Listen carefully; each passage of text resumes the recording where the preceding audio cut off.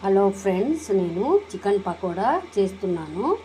దీనిలో పచ్చిమిర్చి, ధనియా, మసాలా, జీడిపప్పు, పల్లీల పొడి, కొబ్బరి పొడి, పెరుగు, ఆయిల్, కరివేపాకు, కొత్తిమీర, పుదీనా, శనగపిండి, బియ్యం పిండి, నిమ్మరసం, కొన్ని నీళ్ళు ఇలా స్ప్రింకిల్ చేసుకోవాలి.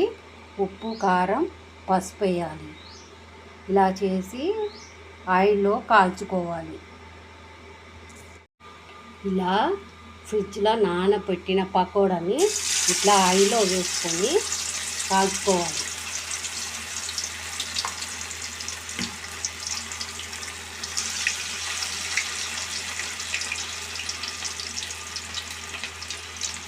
ఇలా పల్లీలు అవి పౌడర్స్ చెప్పాను కదండి, ఇవి పేస్ట్ కూడా చేసుకొని దీనిలో కలుపుకోవచ్చు.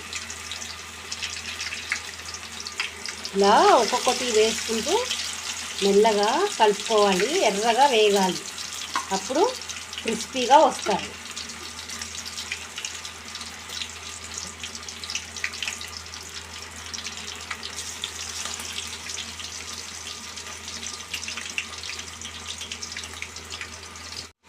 ఇలాగా రెడీ అవుతాయి.